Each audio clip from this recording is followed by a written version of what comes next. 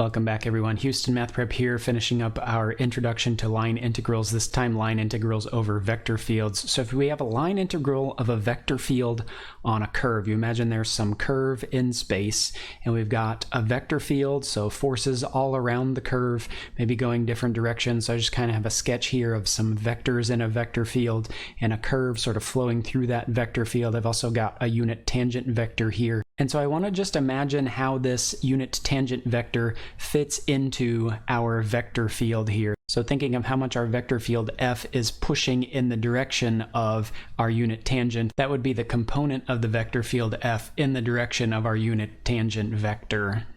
So we'll go ahead and share with you a little secret that that component is actually the vector field f dot the unit tangent there. We'll show you why that's true. If you remember, the dot product of two vectors is actually equal to the magnitude of those two vectors times the cosine of the angle between the vectors. And if you look at this formula here, you might notice the magnitude of one of these may jump out at you. Since t here, unit tangent vector, is a unit vector, we know this is going to be 1. So really f dot t hat here is actually just going to be the magnitude of f times cosine of theta, since the magnitude of unit tangent vector is 1. If you think about making a right triangle out of these and assigning theta here, I think you can see that the magnitude of f times cosine of theta is going to be the horizontal component, the shadow that would be cast on this side of the right triangle. How do I do the line integral with this? In other words, how would we find the work done by the vector field f on an object moving along my curve C here? And the answer is we would just figure out at each point on the curve, from some point A to B, let's say, we would figure out how much tangent force are we getting at all of the points along the curve, and then we could sum up an infinite number of those forces at each point from A to B, and we could do that. So the answer is we will integrate along the curve to find the work done by our vector field f moving an object along curve C from some point A to B, and that will be the integral of f dot t hat ds, much in the same way that we did a scalar function ds with our line integrals of scalar functions. There are three common notations you're going to see for line integrals of vector fields. We just want to introduce and make sure that you've seen them all, and so that when you see a different notation, you realize that it's equivalent to some other notation that you've probably used before, as long as you've already done one or two of these. So our integral over the curve, f dot t hat ds, remember what that means. Think about unit tangent vector. We found a unit tangent vector before by taking the derivative of our parameterized curve and dividing it by its own magnitude, right? So this is a formula for t hat of t, in other words. And also remember that our ds was the magnitude of r prime of t dt. Now you'll notice we'll get some simplification here. These magnitude terms are going to reduce, and so obviously we get f dot r prime of t dt, which we can think of as f dot dr. So you may see this line integral for work instead of f dot t hat ds as the integral over the curve of f dot dr, but it's really calculated the same way. The last notation that we might see involves thinking of our vector field f as some m comma n, and then thinking of our dr as an additional vector that has dx and dy as its component, and taking the dot product of these, then we would get that f dot dr is going to be m times dx plus n times dy. So we might additionally see a notation for our line integral as the integral over the curve of mdx plus ndy. This is known as the differential form. We're going to go ahead and work our examples using this last form here, but you can really use any of these three notations in place of one another. Let's look at our first example problem. We want to evaluate the line integral of our vector field f over the curve that we're given. So our vector field f here is y comma x.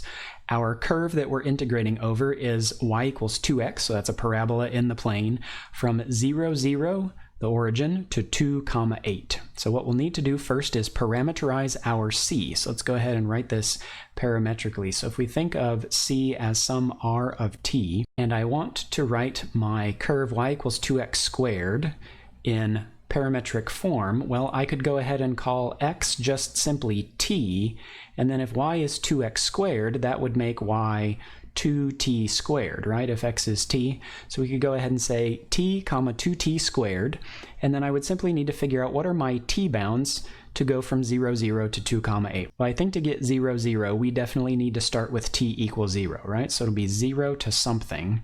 And then think about how do I end up at 2 comma 8? Well, I think you can see if you plug in 2 for t, then that will give you 2 comma 8.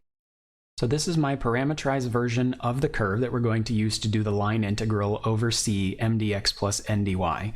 Now remember, this is already telling us that x is going to be t and y is going to be 2t squared. So when we start filling in our integral, we'll use this idea from the parameterized curve. Now I know if my vector field is y comma x, so in other words that's saying m is equal to y here and n is equal to x. Well, I already know what those are from my parameterization, right? If I know m is y, then m is 2t squared. And if n is x, then I know that n is t. So we have those. Now we'll also need dx and dy. Now if x is t, then what is dx? Well, dx would just be 1 dt, right? So dx is dt. And then y, we know, is 2t squared.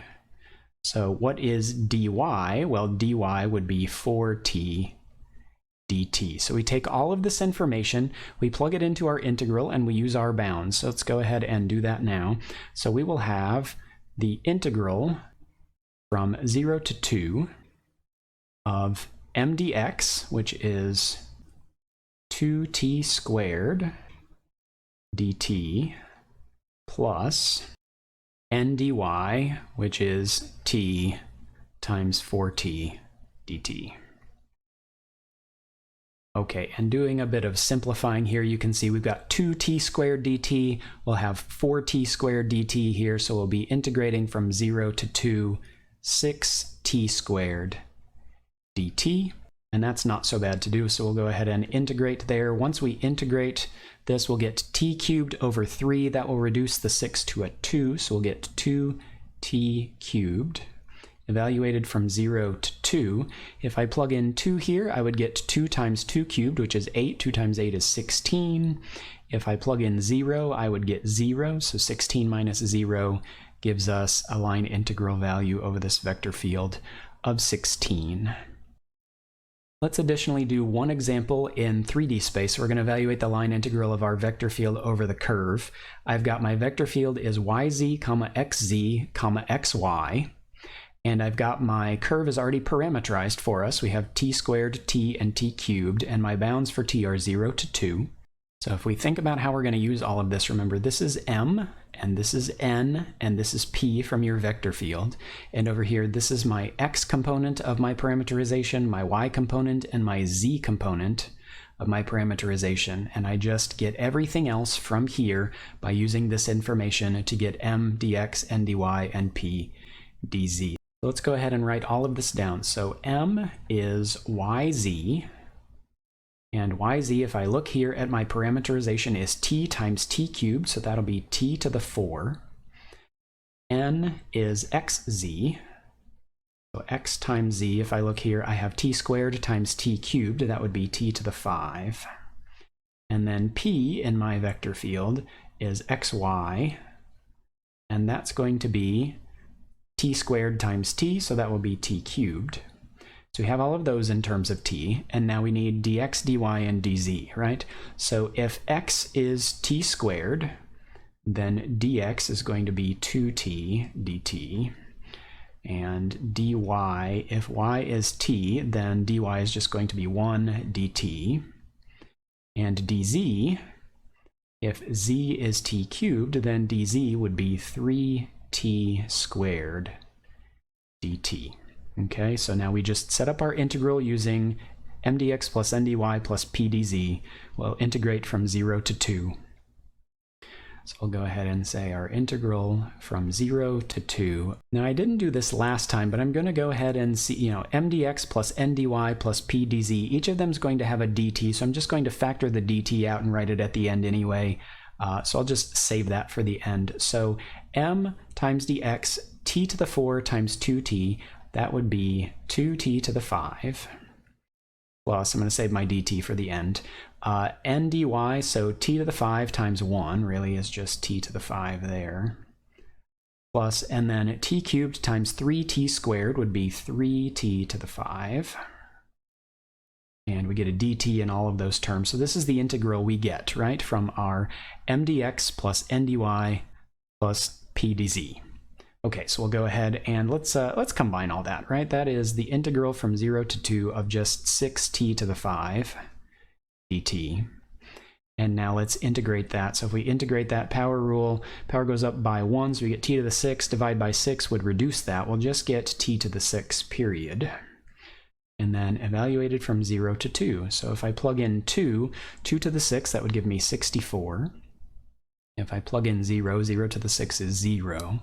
So we would just get a value of 64 for this line integral. Okay, everyone, hopefully this gives you an idea of how to do some line integrals on vector fields. We're going to go ahead and cover some more line integrals with vector fields, doing circulation and flux in our following videos. Take a look at those. Thanks for watching. We'll see you in the next video.